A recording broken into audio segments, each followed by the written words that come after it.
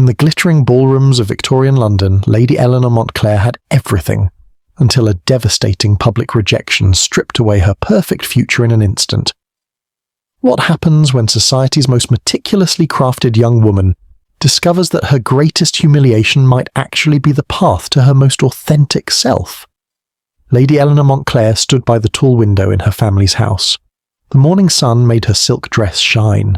She watched people walk by outside while she waited for her tea to cool.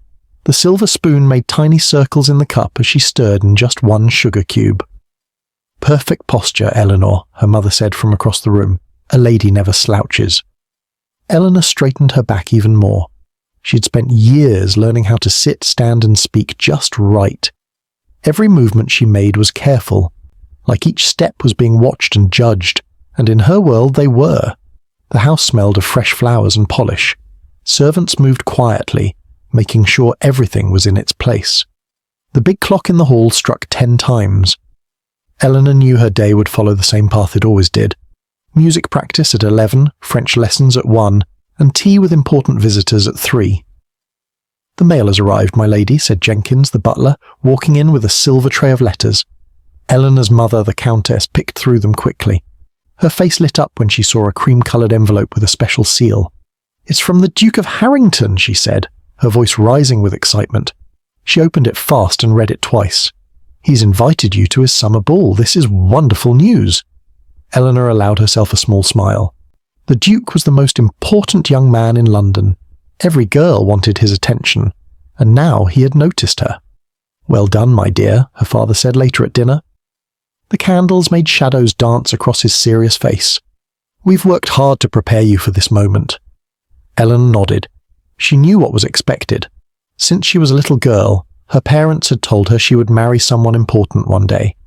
They had spent lots of money on teachers to make sure she could play music, speak French and Italian, paint pretty pictures, and know all the right things to say at parties. The next morning, Eleanor sat for a new dress fitting. The dressmaker stuck pins in fabric while Eleanor stood still as a statue. "The Duke prefers light colours," her mother told the dressmaker. "Make sure the waist is no more than 20 inches. Eleanor held her breath as the tape measure wrapped around her middle. The number made her mother smile. 19 inches. Very good. You've been careful with your meals." Later, Eleanor practiced piano for 2 hours until her fingers ached. Her teacher nodded with approval. "Your playing is technically perfect, Lady Eleanor." But after he left, she found herself playing a wild, happy song she had heard street musicians play. The notes jumped and danced in a way her normal music never did. When she heard footsteps, she quickly switched back to her proper songs. That night, Eleanor wrote in her small blue book. She kept it hidden under a loose floorboard near her bed. "I wonder what it would be like to run through the grass with bare feet," she wrote. "Or to laugh out loud without covering my mouth." She closed the book quickly when she heard her door open. "Planning your future, dear?" her mother asked, seeing Eleanor by her writing desk. "Yes, mother," Eleanor said, hiding her true thoughts. "The Duke's ball is in 3 weeks. Everyone says he's looking for a wife. You must be perfect in every way." Eleanor nodded. "I understand." The following days were filled with more lessons and fittings. Eleanor learned the names of the Duke's family members, his favourite foods, and the history of his house. Her friend Margaret visited one afternoon. "Aren't you excited about the Duke?" Margaret asked as they sat in the garden. "They say he's handsome." "I'm sure he's suitable," Eleanor said carefully. Margaret leaned closer. "But don't you want to know if you'll like him? If you'll love him?" Eleanor placed her teacup down with a small clink. "Love isn't important for people like us, Margaret. Position and proper behaviour are what matter." But later, alone in her room, Eleanor wondered what love might feel like. She had read about it in books her mother didn't know she had. On the morning of the ball, the house was busy with activity. Eleanor sat for hours while a maid fixed her hair with tiny pins and pearl clips. Another servant carefully painted her face, just enough to look pretty but not enough to seem improper. The dress arrived, light blue silk that felt like water against her skin. It had taken 3 women 2 weeks to make it. "You look perfect," her mother said, walking around Eleanor in a circle. "The Duke will be impressed." Eleanor's father came in looking proud. 23 years of work has led to this night. By tomorrow, everyone will be talking about your future as a duchess. As the carriage took them to the Duke's big house, Eleanor watched the city pass by. Women in dirty clothes carried heavy bags. Children played in muddy streets. For just a moment she wondered about their lives. "Sit up straight," her mother reminded her. "Your future begins tonight." The Duke's house was lit up with 100 lights. Music spilled out the open doors. Ladies in beautiful dresses and men in dark suits filled the rooms. Eleanor took a deep breath before stepping from the carriage. She knew every eye would watch her. She knew the right words to say, the right way to smile, the right people to talk to. This was what her whole life had been leading to, this perfect moment at the top of society. Tomorrow, she might be as good as promised to the Duke himself. But deep inside, in a place she hardly let herself look, a tiny voice whispered, "Is this really what I want?" The Duke's house was the biggest building Eleanor had ever seen. Lights shone from every window. Inside, the rooms were full of sweet-smelling flowers, bright candles and fancy people. Music played as servants carried small foods and drinks on silver trays. Eleanor felt all eyes turned to her as she walked in with her parents. Her blue silk dress made a soft swishing sound with each step. She kept her back straight and her smile small, just like she had practiced. "Lady Eleanor," the Duke said, coming to meet her.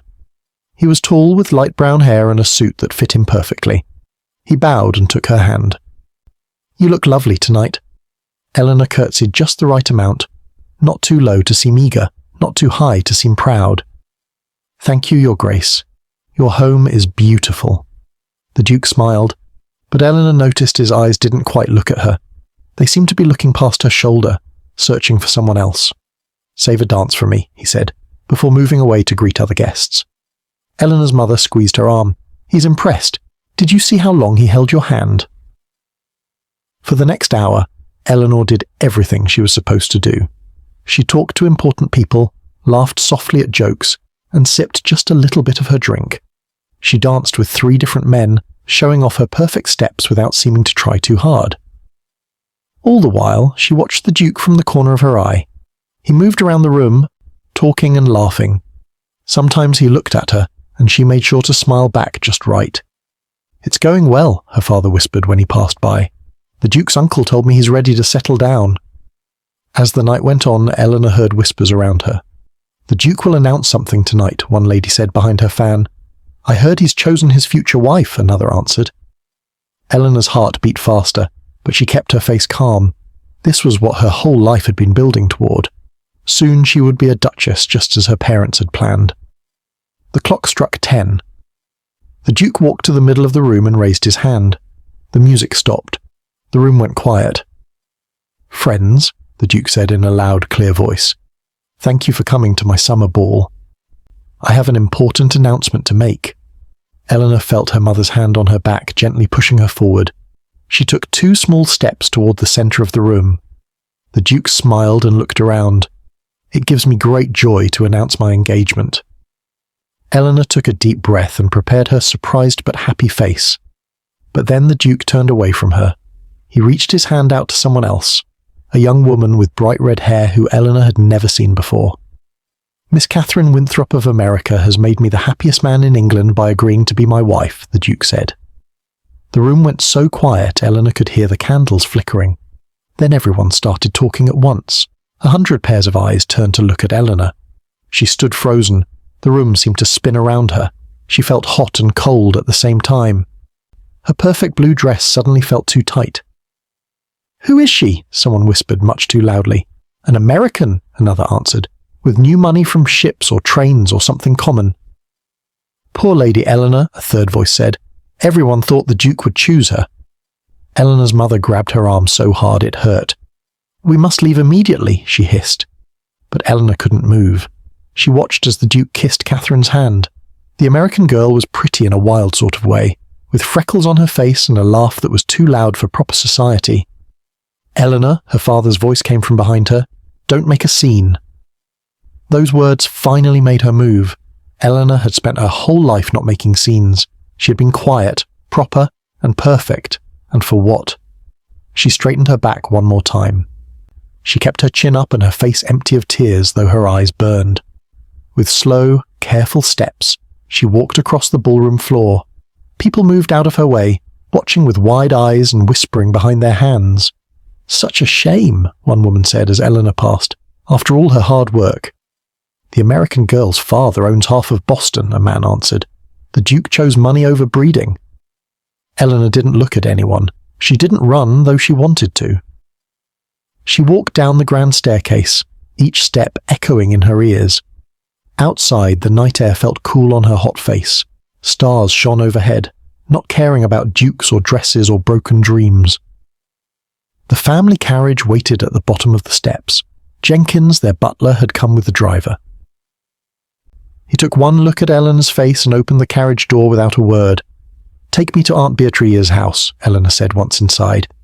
Jenkins looked surprised. "But my lady, your parents." "Will follow in another carriage," Eleanor cut him off. "Please, Jenkins, I cannot go home yet." Aunt Beatrice was her mother's older sister. She had shocked everyone years ago by refusing to marry a rich lord.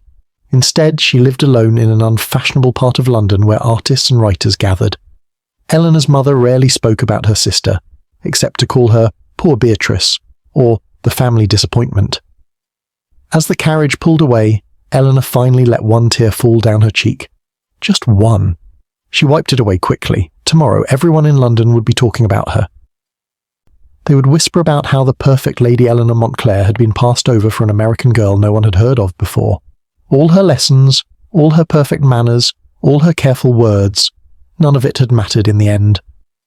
The carriage turned out of the fancy part of town. Through the window, Eleanor watched as the big houses gave way to smaller ones. The streets grew darker and narrower. When they stopped in front of Aunt Beatrice's small brick house, Eleanor took a deep breath. She had never been here without her parents. She had never done anything this bold before. But she couldn't face her mother's disappointment tonight. She couldn't hear her father's angry words about wasted money and opportunities. She just needed somewhere quiet to hide. Eleanor stepped down from the carriage. "Thank you, Jenkins. Please tell my parents I am safe." With shaking hands, she knocked on her aunt's door, stepping into a world she had never been allowed to explore. Aunt Beatrice opened her door wearing a loose, colourful robe that would have made Eleanor's mother faint. Her grey hair was down around her shoulders instead of pinned up properly. She took one look at Eleanor's face and stepped aside. "Well, this is a surprise," she said. "Come in before you catch cold." Eleanor stepped into a house unlike any she had visited before. Books were stacked on every table, paintings covered the walls, not neat family portraits, but splashes of bright colours that didn't look like anything real. The air smelled of pipe smoke and something spicy. "I'm sorry to arrive so late," Eleanor said, still standing straight even though she felt like folding into herself. Aunt Beatrice waved her hand. "Nonsense. The night is young. I was just reading." She looked closer at Eleanor. "Though I suspect something has happened to bring you to my door without your mother." Eleanor's carefully held tears finally came. They ran down her face in hot streams. The Duke. He chose someone else, in front of everyone. Aunt Beatrice didn't gasp or look shocked. She just nodded and took Eleanor's cloak. "I see. Well, you'll need tea, or perhaps something stronger." She led Eleanor to a small sitting room with mismatched chairs and more books. A fire burned low in the fireplace. Aunt Beatrice pushed aside papers from a red velvet chair. "Sit. Rest. I'll be back." Left alone, Eleanor looked around the messy room. She'd been taught that a lady's house should always be clean and proper. But something about the jumbled books and colourful pillows felt warm and alive, unlike the perfect cold rooms at home. Aunt Beatrice returned with 2 steaming cups. "It's tea with a splash of brandy. Don't tell your mother." The hot drink burned Eleanor's throat but warmed her chest. She found herself telling her aunt everything. The ball, the Duke's announcement, the American girl, the whispers, the shame. 23 years, Eleanor said, her voice cracking. "That's how long I've been preparing to be perfect. For nothing." Aunt Beatrice sat quietly, just listening. When Eleanor finished, she said, "You may stay here as long as you wish. Mother will be angry." "Your mother has been angry with me for 30 years, Aunt Beatrice said with a small smile. "One more reason won't matter." That night, Eleanor slept in a small guest room with a window that looked out on a tiny garden. The bed wasn't as soft as hers at home, and the sheets weren't as fine, but she slept deeper than she had in years. When she woke, The sun was already high. At home, she was always up at 6, dressed by 7. Here she'd slept until nearly 10. She found a simple brown dress laid out for her. One of her aunt's, though too big. "Your parents sent a note," Aunt Beatrice said when Eleanor came downstairs. "They think it best if you stay here for a few weeks until the talk dies down." Eleanor understood what this meant. Her parents were ashamed. They didn't want to face their friends after what happened. "I've told Jenkins to bring some of your things," Aunt Beatrice added, "though I suspect he won't pack your fanciest dresses." This isn't exactly a place for silk and diamonds. For the next 3 days, Eleanor barely left her room. She sat by the window watching birds in the garden. She slept at odd hours. Sometimes she cried, but mostly she just felt empty, like someone had scooped out everything inside her. Jenkins arrived with 2 small trunks of her things. Among the dresses and shoes, Eleanor was surprised to find her hidden blue book of secret thoughts. "Jenkins found it under the floorboard, my lady," the maid who came with him whispered. "He thought you might want it." Eleanor held the book tight to her chest after they left.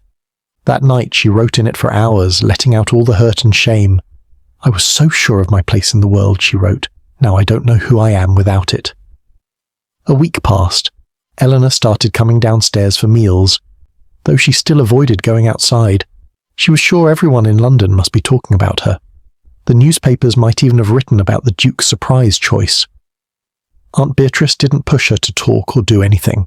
She just lived her strange life around Eleanor. She read for hours. She wrote letters. Sometimes people came to visit, men and women who dressed oddly and talked loudly about politics and art and ideas. When they saw Eleanor, they didn't whisper or look away. They just nodded and went on with their conversations. No one mentioned the Duke or the ball. "Who are these people?" Eleanor asked her aunt after one such visit. "Friends, thinkers, people who care more about what's in your head than who your father is." 2 weeks after the ball, a letter came from Eleanor's mother. "She wants to know when I'll be ready to come home," Eleanor said after reading it. "She says Lady Harrison's son has expressed interest in me." Aunt Beatrice looked up from her book. "And are you ready?" Eleanor looked down at her hands. They were softer now, the calluses from hours of piano practice fading. "I don't know." That night, Eleanor couldn't sleep. She went to the small bookshelf in her room and picked up a book she'd never seen before.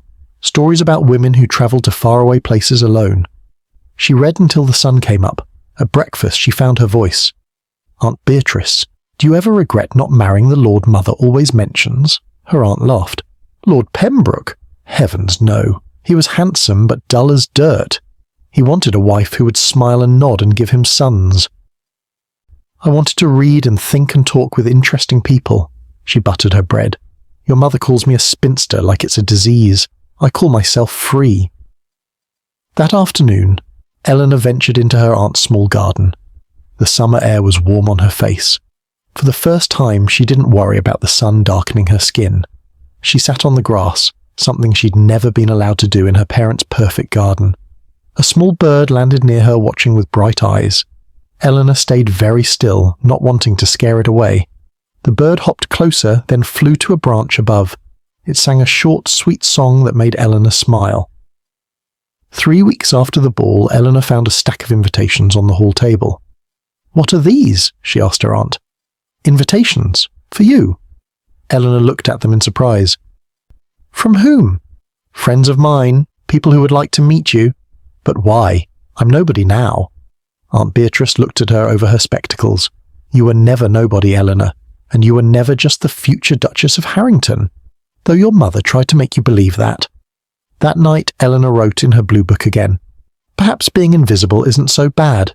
When no one is watching, you can finally see yourself." The next morning, she did something she had never done before. She fixed her own hair in a simple style, put on the plainest dress Jenkins had packed, and went down to help Aunt Beatrice in the kitchen. "I don't know how to cook," she admitted. "I've never been allowed in our kitchen at home." "Then it's high time you learned," her aunt said, handing her an apron. "There's more than one way to be accomplished. Eleanor." For the first time since the ball, Eleanor felt something new unfurling inside her. Not happiness, not yet, but a quiet curiosity about what else she might learn, who else she might become, now that her carefully planned future had disappeared. 1 month after the ball, Eleanor sat in her aunt's small library surrounded by books. The morning sun streamed through the window, making dust motes dance in the air. She had never seen so many books in one room before. At home they had beautiful books with gold letters, but they were mostly for show. No one actually read them. "Find anything interesting?" Aunt Beatrice asked, coming in with 2 cups of tea. Eleanor held up a thick book. "This one is about women who travelled around the world alone. I didn't know women could do that," Aunt Beatrice smiled. "There's a great deal women can do that society doesn't talk about." She set down the tea and picked up another book. "Try this one next. It's about ideas from Greece, from long ago." Eleanor took the book. The cover was worn and the pages were yellow with age. She opened it carefully and read the first line. "All people by nature desire to know." The words made her sit up straighter. She had always been told that ladies should appear clever but never too smart, that knowing too much made a woman less attractive. "I think you'll find Aristotle quite interesting," Aunt Beatrice said. "He believed that happiness comes from living a life of virtue and using your mind well." Eleanor looked up. "Not from marrying well and having the right connections," her aunt laughed. "Shocking, isn't it?" That afternoon, when a knock came at the door, Eleanor didn't hide in her room as she had been doing. She was too deep in her book. She barely looked up when Aunt Beatrice led a tall man into the library. "Eleanor, this is Professor James Wilson from the university," her aunt said. "James, my niece, Lady Eleanor." Eleanor started to rise, remembering her manners, but Professor Wilson waved her back down. "Please, don't let me disturb your reading. What have you found there?" "Aristotle," Eleanor said, surprised to be asked about a book by a man she didn't know. "Excellent choice," he said, sitting down across from her. "Which part are you reading?" "The part about happiness and using your mind." "Ah, eudaimonia, the good life." He smiled, and his eyes crinkled at the corners. He wasn't young like the men Eleanor usually met at balls. His hair was grey at the temples, and his clothes were simple, not fancy. For the next hour, Eleanor found herself in a conversation unlike any she'd had before. The professor didn't talk about the weather or gossip about people they knew. He asked what she thought about the book. He listened to her answers and asked more questions. "You have an excellent mind, Lady Eleanor," he said when he rose to leave. "You ask good questions." After he left, Eleanor felt strange, both happy and sad at once. "He talked to me like I was a real person," she told her aunt, "not just a pretty doll to be admired." "That's because James sees people for who they are, not what society says they should be," Aunt Beatrice replied. Over the next weeks, more visitors came to Aunt Beatrice's house, not the fancy lords and ladies Eleanor had known all her life, but people who talked about books and ideas. There was Mrs. Harper, who wrote stories under a man's name so publishers would print them. There was Dr. Bell, who had travelled to Africa and India, and there was Mrs. Adams, who fought for women to have the right to vote. They all treated Eleanor the same way, like her thoughts mattered. No one mentioned the Duke or the ball. No one seemed to care about her family name or her dowry. "Why didn't I know these kinds of people existed?" Eleanor asked her aunt one evening as they sat by the fire. "Because your parents kept you in a very small world," Aunt Beatrice said. "A golden cage, but a cage nonetheless." Eleanor thought about this. They wanted me to be perfect. They wanted you to be what society said was perfect. Aunt Beatrice put down her knitting. "There's a difference." One rainy afternoon, Eleanor found a small room at the back of the house that she hadn't explored before. Inside was a desk covered with papers, pens, and ink bottles. "What is this room?" she asked her aunt. "My writing room," Aunt Beatrice said. "I translate books from French and Italian. That's how I make my living." Eleanor was shocked. "You work? But you're a lady?" Aunt Beatrice laughed. "I'm a lady who likes to eat and pay for her own house. Your grandfather left me some money, but not enough. So I found something I was good at that people would pay for." Eleanor thought about her own skills. Playing piano, speaking French, painting watercolours. All the things proper ladies learned to attract a husband, not to make their way in the world. "Could you teach me?" she asked suddenly. "To translate?" Her aunt looked surprised, then pleased. "Of course. We'll start tomorrow." The next day, Aunt Beatrice gave Eleanor a simple French story to work on. It was harder than Eleanor expected. At school, she had learned to say pretty phrases in French, not to really understand all the words and how they work together. "This is difficult," she admitted after an hour. "Most worthwhile things are," her aunt replied. "But you have a good foundation. You just need practice." Eleanor worked on her translation every day. Sometimes she got frustrated and wanted to quit, but there was something satisfying about the work, about taking words from one language and finding the right words in another. One evening, Professor Wilson came for dinner along with other friends. Eleanor listened as they talked about a new museum exhibit of old Greek statues. "I wish I could see them," she said without thinking. The table went quiet. For a moment, Eleanor thought she had said something wrong. Then Professor Wilson said, "Why don't you?" Eleanor didn't know what to say. She had never gone anywhere without her parents or a proper chaperone. "I could take you both," he offered, looking at Aunt Beatrice. "Next Tuesday, perhaps?" "An excellent idea," Aunt Beatrice said. The following Tuesday, Eleanor put on her simplest dress and went to the museum with her aunt and the professor. The building was huge, with tall columns at the front. Inside, cool air smelled of polish and old stone. The statues were beautiful, white marble figures of men and women from long ago. Eleanor had seen pictures in books, but never the real things. She walked slowly around them, looking at their faces, their perfect hands, their flowing stone clothes. The Greeks believed in balance, Professor Wilson explained. Balance between mind and body, between thinking and doing. "Not like us," Eleanor said. "Girls are taught to look pretty and boys are taught to think." The professor smiled. A keen observation. After the museum, they went to a small tea shop. Eleanor watched people walk by the window, regular people with busy lives. No one looked at her or whispered about her. She was just another face in the crowded shop. That night, she wrote in her blue book, "I feel like I'm waking up from a long sleep. There is so much to see and learn that I never knew existed." 2 months after the ball, a letter came from Eleanor's mother. She wanted Eleanor to come home. "The talk has died down," she wrote.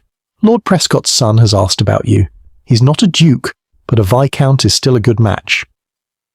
Eleanor held the letter for a long time, thinking. Then she sat down and wrote back, "Dear Mother, I am not ready to return.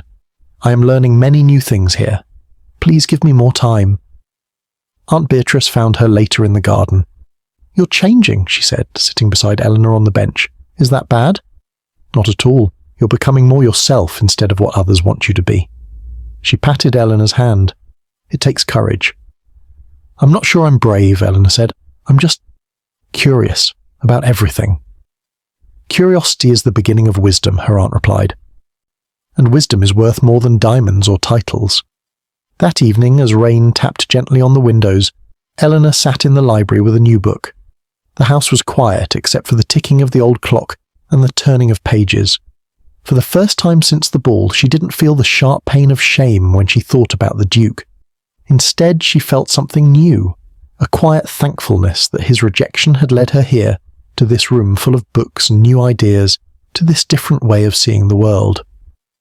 3 months after the ball, Eleanor stood in front of the mirror in her small room. She hardly recognized herself. Her face was the same, but something in her eyes had changed. They looked clearer, more alive. Her cheeks had more color, and her hair, pulled back in a simple style, showed off her face better than the fancy curls she used to wear. The blue dress she put on wasn't new or fancy. It was one of her old ones that Jenkins had brought, but Aunt Beatrice had helped her change it, taking off the extra lace and beads to make it simpler. "Are you sure you want to go?" Aunt Beatrice asked from the doorway. "No one would blame you if you waited longer." Eleanor took a deep breath. "I'm ready. I can't hide forever." Today was the opening of a new art show at the museum. Professor Wilson had invited them. There would be many people there, not the high society that Eleanor used to know, but still a crowd. It would be her first time at a big gathering since the Duke's ball. "Remember, you don't have to talk to anyone you don't want to," Aunt Beatrice said, as their carriage rolled through the streets. "And we can leave any time." The museum steps were crowded with people going in and out. Eleanor kept her head up, but her eyes down as they climbed the stairs. Inside, the big hall was full of voices and movement. Colourful paintings hung on the walls and groups of people stood looking at them. Eleanor followed her aunt through the crowd, staying close. Her heart beat fast and her hands felt cold. She kept thinking she saw people from her old life, but they were always strangers when she looked closer. "Eleanor! Beatrice!" Professor Wilson's voice called from across the room. He came toward them, smiling, with a tall man beside him. "I'm so glad you could come. I want you to meet someone." The man beside Professor Wilson had dark hair and bright blue eyes. He wore a well-made suit, but it was different from the ones English gentlemen wore. "This is Professor Alexander Novak from Vienna," Professor Wilson said. "He's visiting London to study some old books we have here. Alexander, this is Miss Beatrice Hartley and her niece, Lady Eleanor Montclair." Professor Novak bowed slightly. When he spoke, his voice had an accent Eleanor had never heard before. "It is a pleasure to meet you both. James has told me about your interest in books, Lady Eleanor." Eleanor felt herself blush. "I'm still learning," she said. "I've only just begun to read the kinds of books Professor Wilson recommends." "We're all always learning," Professor Novak said with a smile. "Or we should be." As they walked through the museum looking at paintings, Eleanor found herself walking beside Professor Novak. He asked her questions about which paintings she liked and why. He listened to her answers without making her feel silly or wrong, even when she didn't know the proper art words. "That one," she said, stopping in front of a painting of a small boat on a stormy sea. "It makes me feel something." "Yes," he agreed. "The artist shows us both danger and hope. The storm is fierce, but there is light breaking through the clouds." Eleanor looked again and saw he was right. There was a small patch of golden light touching the water near the boat. "I missed that at first," she admitted. "Sometimes we need to look closely to see the light and darkness," he said quietly. They moved to the next painting. This one showed a woman reading by a window. Her face was peaceful, lost in her book while the world went on outside. "This reminds me of you," Aunt Beatrice said, coming up beside Eleanor. "You look just like that when you're reading in the library." Professor Novak studied the painting. "The artist shows us that her inner world is as rich as the outer one," he said. "Perhaps richer." Later they had tea in the museum cafe. Professor Novak told them about Vienna, about its music and art and libraries. His hands moved as he talked, painting pictures in the air. Eleanor found herself forgetting to be nervous around people. She was too interested in his stories. "You must miss home," she said during a pause. "Yes and no," he replied. "I miss certain things. The smell of coffee in my favourite cafe, the sound of the cathedral bells on Sunday morning, but I also love discovering new places, new ideas." "Have you travelled much?" she asked. "All over Europe," he said. "I've studied in Paris, Rome, Athens. Each place has its own beauty, its own way of seeing the world." Eleanor tried to imagine visiting such places. Before, she had only thought of travel as something one did for a proper honeymoon. A few carefully planned weeks in France or Italy, always with guides and proper hotels. "What is your favourite place?" she asked. Professor Novak thought for a moment. "There is a small island in Greece where I spent a summer studying old writings found in a cave. The sea was so blue it hurt your eyes to look at it. The people were kind and curious. The food was simple but so fresh. Fish caught that morning, bread still warm from the oven." His eyes looked far away. "I felt alive there in a way I never had before." "It sounds wonderful," Eleanor said softly. "Perhaps you will see it someday," he replied. As they left the museum, a light rain began to fall. People hurried past with umbrellas and hats. Suddenly, Eleanor heard her name called from across the street. "Lady Eleanor, is that you?" Her stomach dropped. Lady Margaret Foster, one of her old friends, was hurrying toward them, holding her skirts up from the wet ground. "Eleanor, my dear," Lady Margaret said when she reached them. "We've all been so worried about you. No one has seen you in months." Her eyes moved over Aunt Beatrice and the professors with obvious curiosity. "Hello, Margaret," Eleanor said, trying to keep her voice steady. "I've been staying with my aunt while I study." "Study?" Lady Margaret looked confused. "Whatever for?" "Oh, you haven't heard the news, have you? The Duke's engagement is off. The American girl ran away with a French painter. Everyone is talking about it. You must come back now. The Duke might choose you after all." Eleanor felt 3 pairs of eyes on her, waiting for her response. 3 months ago, this news would have made her heart race with hope. Now it just made her tired. "That's interesting news," she said finally. "But I'm quite busy with my studies. Please give my regards to everyone." Lady Margaret's mouth fell open. But it's the Duke." "Yes, I know who he is," Eleanor said. She was surprised by the calm in her voice. "I wish him well in finding another bride. Now, if you'll excuse us, we must get out of this rain." Back in the carriage, Aunt Beatrice squeezed her hand. "You handled that beautifully." Professor Wilson nodded in agreement. "Most impressive." But it was Professor Novak's quiet smile that made Eleanor feel warm inside. "You chose your own path," he said. "That takes courage." That evening, Eleanor sat in the library with a new book Professor Novak had lent her, Stories from his country translated into English. Outside, the rain continued, making the lamplight seem warmer and the room cosier. "What did you think of Professor Novak?" Aunt Beatrice asked, coming in with tea. "He's interesting," Eleanor said, feeling her face warm.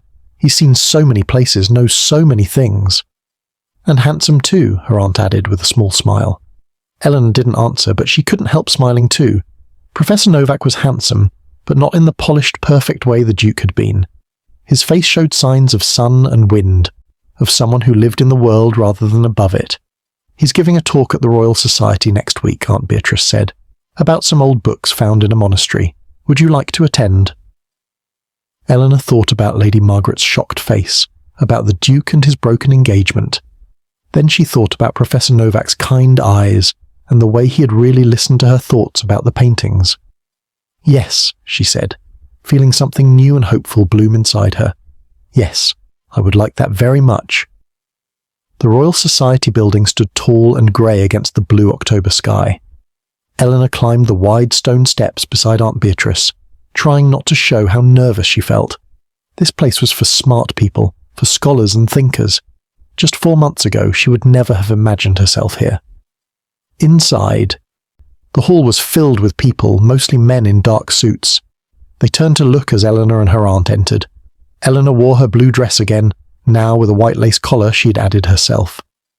She had spent an hour trying to decide what to wear, something nice enough to show respect for the occasion, but not so fancy that it looked like she was trying too hard.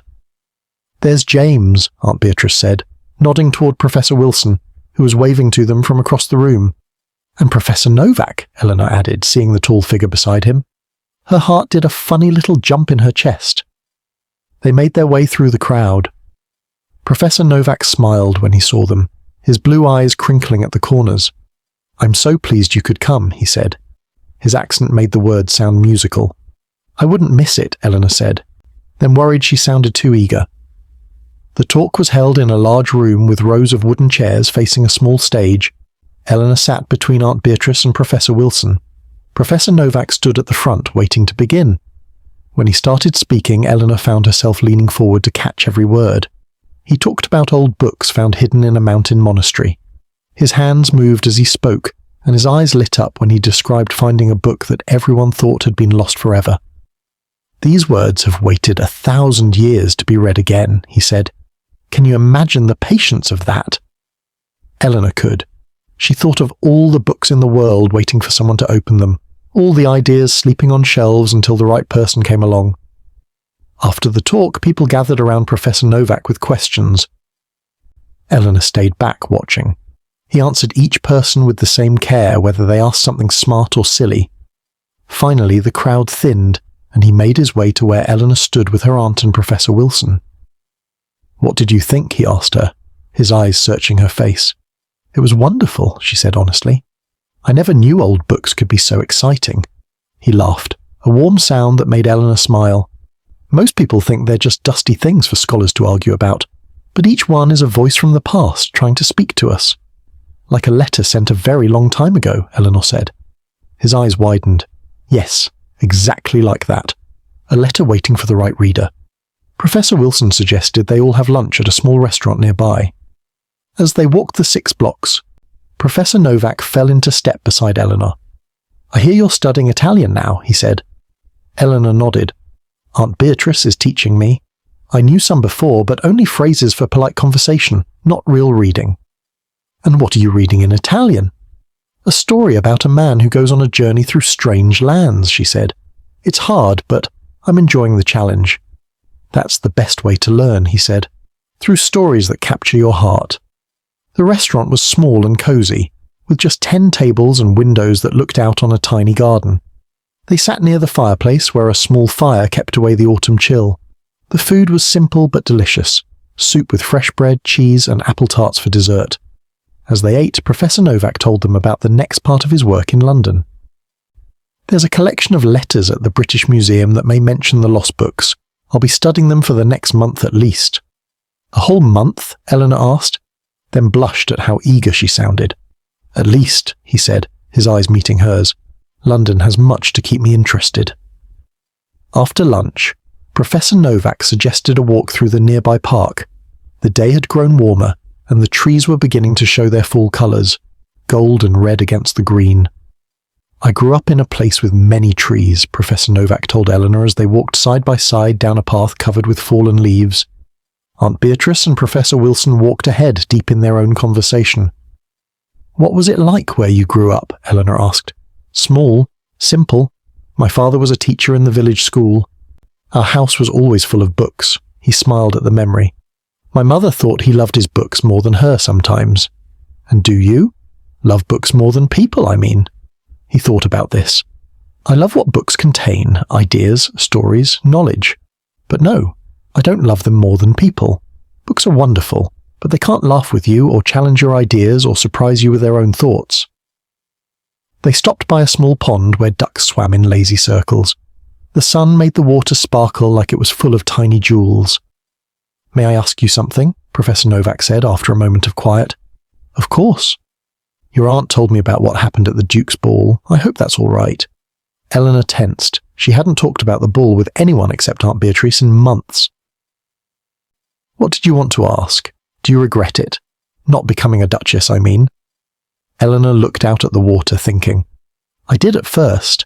I felt like I had failed at the only thing I was supposed to do." She picked up a fallen leaf, red as a ruby. "But now I think it might have been the best thing that ever happened to me." "How so?" "If I had married the Duke, I would never have really known myself. I would have been his wife, playing a part I'd been trained for. Now I'm discovering who I really am, what I really think about things." She twirled the leaf between her fingers. "It's harder, but it feels more real." Professor Novak smiled. "You are remarkable, Lady Eleanor." "Just Eleanor, please." "Eleanor," he repeated, her name sounding different in his accent. "Then you must call me Alexander." The next week, Eleanor received a note asking if she would like to visit the British Museum to see the letters Alexander was studying. Aunt Beatrice agreed to go with her. The museum was huge and full of treasures from all over the world. Alexander met them at the entrance, his face lighting up when he saw them. He led them through rooms filled with old statues and paintings to a small room at the back where he was working. On a large table lay several yellowed letters, carefully arranged. "These are over 500 years old," he explained, "written by a monk who travelled to monasteries all over Europe looking for lost books." Eleanor leaned closer, careful not to touch the fragile paper. The handwriting was small and neat, the letters flowing together in a way that made them hard to read. "Can you understand what it says?" she asked. "Most of it," Alexander said. "He writes about finding a book of stories from ancient Greece in a small monastery in the mountains, stories that were thought to be lost forever." "Like finding a treasure," Eleanor said. "Exactly like that." His smile made her feel warm inside. "Would you like to see my favourite place in the museum?" He took them to a room filled with old Greek statues. In the centre stood a statue of a woman reading a scroll. Her face was peaceful, lost in the words she was reading. "She reminds me of you," Alexander said quietly to Eleanor. Eleanor felt her face grow warm. No one had ever said such a thing to her before.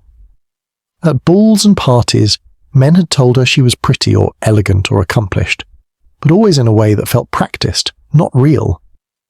"My family would laugh to hear that," she said. "They never saw me as someone who loves learning."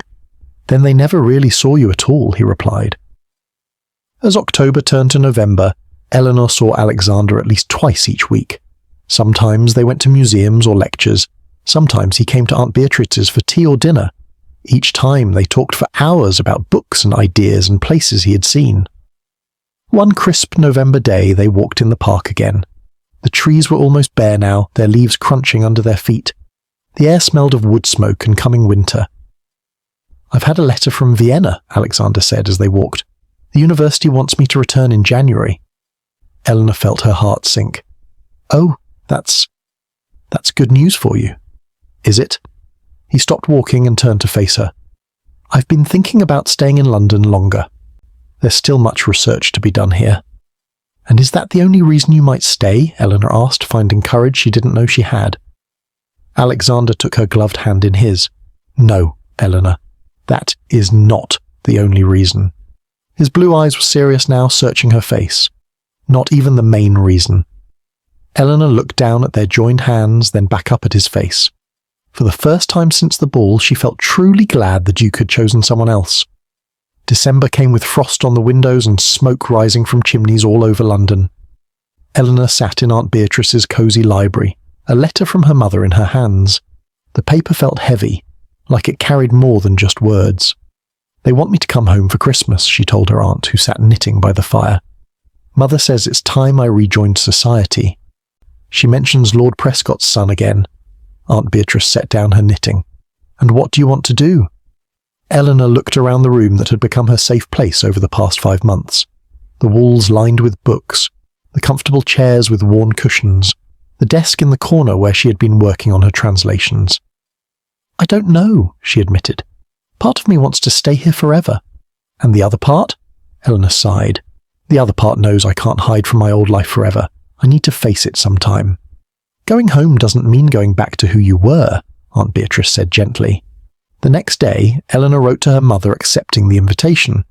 She would come home for 2 weeks at Christmas, but would return to Aunt Beatrice's after the holiday. Alexander came for tea that afternoon. Snow had started falling, and white flakes melted in his dark hair as he stepped inside. His cheeks were red from the cold. "I have news," he said after greeting them both. "I've been offered a position at the British Museum for the next year. They want me to help organise their collection of ancient texts." Eleanor's heart leapt. "You're staying in London?" "If I accept, yes." His eyes found hers. "I wanted to ask what you thought before I decided." "I think—" Eleanor paused, aware of her aunt watching them. "I think London would be very lucky to keep you another year." Alexander smiled. "Then I'll write to accept the position tomorrow." Later, as they sat in the library, Eleanor told him about her mother's letter. "I've decided to go home for Christmas," Alexander nodded slowly. "That seems wise. Families should be together for holidays." "Even families who don't understand each other very well?" Eleanor asked with a small smile. "Especially those families." He took her hand. "Will you come back here after?" "Yes," she said firmly. "This is where I belong now." The day before Eleanor was to leave for her parents' house, a package arrived from Alexander. Inside was a small book with a blue cover. "It's a journal," his note explained. "To write your thoughts in while you're away. Remember who you are now, even when surrounded by who you were." Eleanor packed the blue journal with her clothes. Jenkins arrived with the family carriage the next morning to take her home. The ride through London felt strange. As the streets changed from Aunt Beatrice's modest neighbourhood to the fancy houses of Belgravia, Eleanor felt like she was travelling backward in time. The family home looked just as it always had, tall and grand with perfect white columns in front. But now it seemed cold somehow, like a beautiful picture rather than a real home. Her mother met her in the entrance hall, looking Eleanor up and down with sharp eyes. "You've lost weight," she said instead of hello, "and your hair needs proper styling. We'll fix all that before the Christmas party." Eleanor's old room felt small and bare, though it was 3 times the size of her room at Aunt Beatrice's. The pretty things that had once seemed so important, the silk pillows, the silver brushes, the china figurines, now looked silly and empty. For the next 3 days, Eleanor felt like she was playing a part in a play. She smiled at the right times. She spoke in the polite, empty way she'd been taught, but inside she felt different, like a bird that had tasted freedom being put back in a cage. On the 4th day, her mother announced they were having visitors for tea. "The Prescotts are coming, Lord Prescott and his son James." Eleanor nodded, not surprised. Of course her mother was still trying to make a match for her. James Prescott was handsome in the same careful way. All the young lords were handsome. Perfect clothes, perfect hair, perfect smile. He said all the right things, asked all the expected questions. "I hear you've been staying with your aunt," he said, as they sat in the drawing room. "How unusual." "Yes, it's been wonderful," Eleanor replied honestly. "I've learned so much." "Learned?" He looked confused, as if learning was something one finished at school, not continued as an adult. "Eleanor has always been clever," her mother cut in quickly. "But of course she's accomplished in more feminine arts as well. She plays the piano beautifully." "Would you play something for us?" Lord Prescott asked.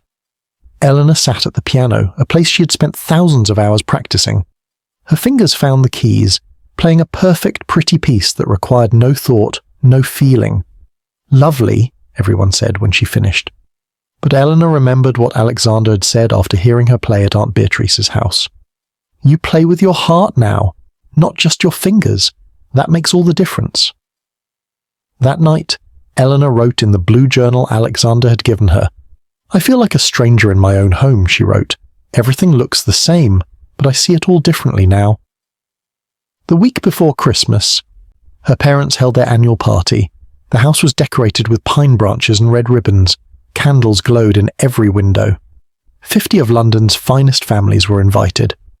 Eleanor stood at the top of the stairs, looking down at the gathering.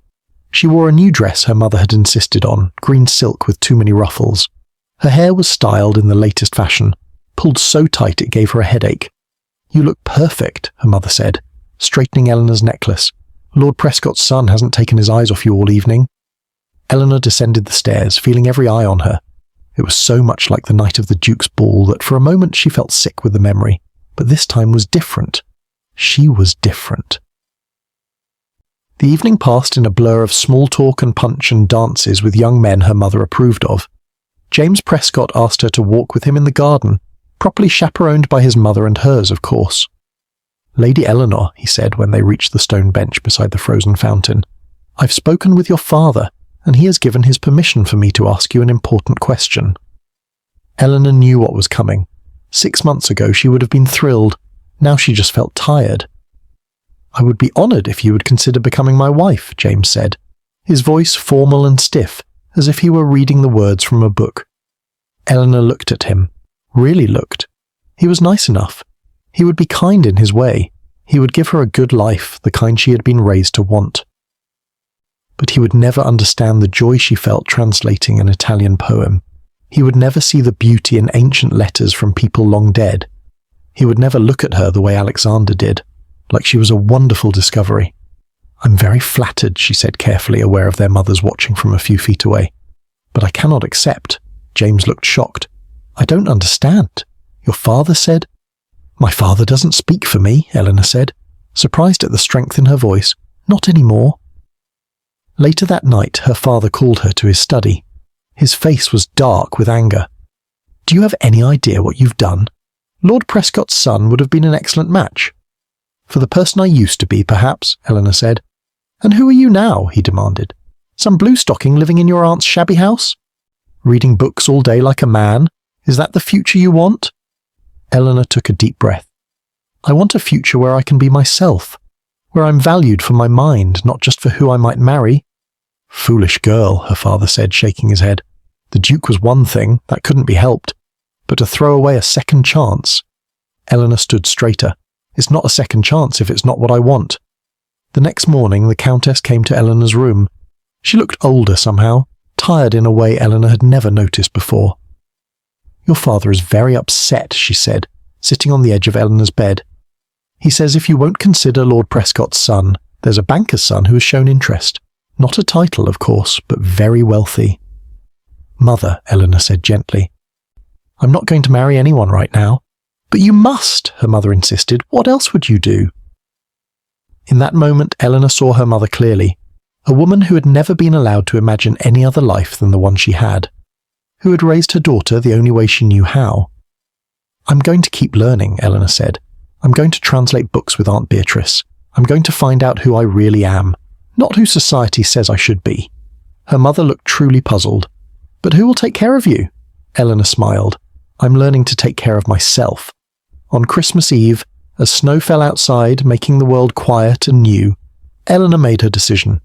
She packed her things and wrote a letter to her parents explaining that she would be returning to Aunt Beatrice's the next day. I love you both, she wrote. But I need to follow a different path than the one you planned for me. I hope someday you will understand. On Christmas morning, before anyone else was awake, Eleanor slipped out to the garden. The snow was perfect and untouched, glowing blue in the early light. She made the first footprints, walking to the old oak tree where she had played as a child. In that cold, quiet moment, she let go of the person she'd been raised to be and embraced the person she was becoming. April in Vienna smelled of flowers and fresh rain. Eleanor stood by the open window of her new home, a small apartment on the 3rd floor of an old building near the university. The morning sun warmed her face as she watched people in the square below. Students hurried to classes with books under their arms. Old women shopped for bread and vegetables at the market stalls. Musicians played sweet songs that floated up to her window. 6 months had passed since she had left her parents' house on Christmas Day. 6 months of big changes and brave choices.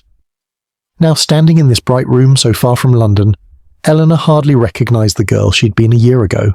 She turned back to the wooden table where her work waited. Pages of Italian poetry she was translating into English. The words flowed better now after months of practice. Aunt Beatrice had been right. Eleanor did have a gift for languages. A knock at the door made her smile. She knew who it would be. "Good morning," Alexander said when she opened the door. His blue eyes crinkled at the corners when he smiled. "Ready for our walk?" Eleanor grabbed her shawl. The April air was still cool in the mornings. Always. They walked arm in arm through streets Eleanor was just beginning to know. Vienna was so different from London. The buildings older, the streets narrower, the language all around her still new to her ears. "Professor Meyer was impressed with your translation work," Alexander told her, as they passed a cafe where music played inside. "He asked if you would help with the new collection of Greek poems." Eleanor felt a burst of pride. "I'd like that. My Greek isn't as good as my Italian yet, but I'm learning fast." "You learn everything fast," Alexander said, squeezing her hand. They turned into a small park where trees were just beginning to bloom with tiny pink flowers. It had become their favourite morning walk in the month since Eleanor had arrived in Vienna. "Do you miss London?" Alexander asked as they sat on a bench near the fountain. Eleanor thought about it. "I miss Aunt Beatrice and Professor Wilson, but they promised to visit in the summer." She watched a bird hop along the path looking for crumbs. "I don't miss my old life, though." After Christmas, Eleanor had returned to Aunt Beatrice's house. Her parents had been angry at first, then worried, then finally, sadly accepting. Her mother still wrote letters full of news about marriages and balls, as if hoping Eleanor would change her mind and come home. But home wasn't Belgravia anymore. Home had become Aunt Beatrice's book-filled house, and now this new place in Vienna with its music and art and ideas. "I have something for you," Alexander said, reaching into his pocket. He pulled out a small blue book. "I thought you might need a new journal. You filled the other one so quickly." Eleanor took the book, running her fingers over the soft leather cover. "Thank you. I have so much to write about here." They finished their walk and stopped at a cafe for breakfast. Fresh bread with butter and honey, and strong coffee that Eleanor was just learning to like. "I received a letter from London yesterday," Alexander said as they ate. "From your Aunt Beatrice." Eleanor looked up. "Is she well?" "Very well. She writes that the Duke is getting married again." Eleanor laughed softly. "Third time's the charm, perhaps." "Does it bother you?" Alexander asked, watching her face. "No," Eleanor said truthfully. "It feels like that all happened to someone else, not me." Later that day, Eleanor went to the university where she'd been given a small desk in the library to do her translation work. The room was huge, with books from floor to ceiling and tall windows that let in streams of golden light. Scholars and students sat at long tables reading and writing in quiet voices. Eleanor had been nervous at first, the only woman in this place of learning. But Professor Meyer, Alexander's friend who ran the library, had welcomed her warmly. "A good translator is a good translator," he had said when Alexander first brought her to meet him. "I care about your skills, not whether you wear skirts or trousers." Now, after a month, the other scholars nodded to her when she arrived each day. Some even asked her questions about English or Italian words they were puzzling over. Eleanor worked until the sun began to set, casting long shadows across her pages. Then she packed up her books and papers and walked the 10 minutes back to her apartment. The evening air was soft with spring. Street lamps were just being lit, glowing like stars along the cobblestone streets. Music came from open windows, a piano here, a violin there. Vienna was a city that loved music. In her small apartment, Eleanor lit lamps and made a simple dinner. Aunt Beatrice had made sure she knew how to cook before she left London. "A woman should know how to take care of herself," she had said, "no matter what else she knows." As Eleanor ate, she looked around the room that had become her home. It wasn't fancy like her room in London had been. The furniture was old, the rugs faded, but the walls were lined with books, some hers, some borrowed from Alexander. Fresh flowers stood in a vase by the window. Pages of her translation work were neatly stacked on the desk. It was a room that showed who she really was, not who others wanted her to be. A knock at the door came just as she finished washing her dishes. Alexander stood outside with a bunch of lilies in his hand. "I hope I'm not disturbing you," he said. Eleanor smiled and stepped back to let him in. Never. They sat by the window as darkness fell over the city. Alexander told her about his day teaching at the university. Eleanor shared her progress on the difficult poem she was translating. Their voices rose and fell comfortably, like people who had known each other for years, not months. "I have news," Alexander said after a pause in their talk. "The university has approved funding for my research trip to Greece this summer." "That's wonderful," Eleanor said. "How long will you be gone?" "That depends," he said, his eyes serious now, "on whether you will come with me." Eleanor's heart beat faster. "To Greece? But how? We're not married?" Alexander took her hand. "We could be, if you wanted that." The room went very quiet. Eleanor could hear her own breathing, the soft ticking of the clock on the wall, distant music from somewhere down the street. "I know it's not what you planned," Alexander continued when she didn't speak. "After everything with the Duke, I understand if you don't want—" "Yes," Eleanor said, finding her voice. "Yes, I would like to marry you." His face lit up with joy. "Truly?" "Truly," she said. "But not because I need a husband or because society expects it. Because I love you. Because you see me as I really am." 2 weeks later, they were married in a small ceremony at the university chapel.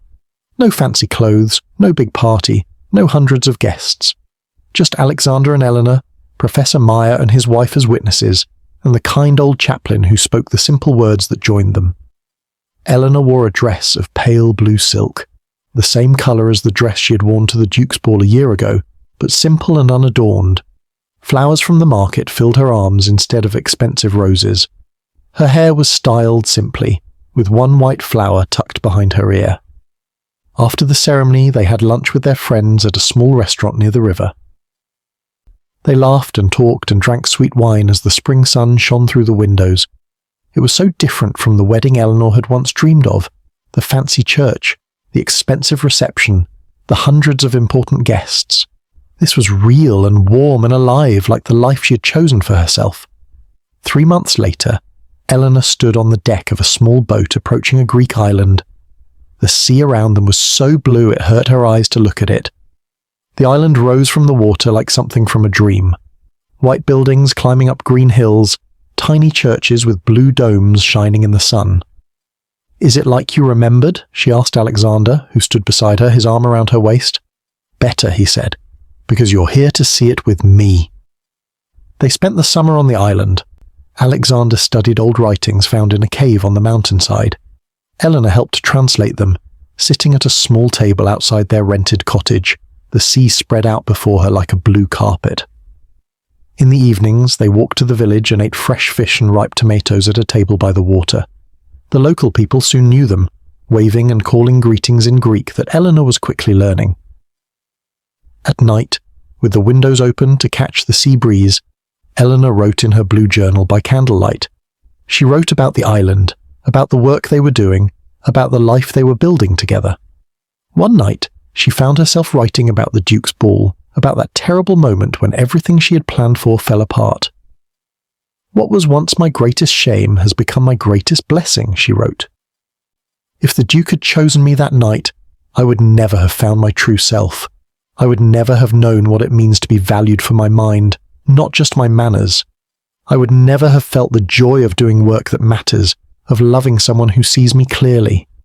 She closed the book and looked out at the moonlight on the water. In the distance, fishing boats bobbed gently on the waves, their lights twinkling like fallen stars. Eleanor thought of the girl she had been a year ago, perfect and proper and empty inside. How far she had come, how much she had learned about herself, about what really mattered. The path had not been easy or straight. There had been pain and fear and hard choices.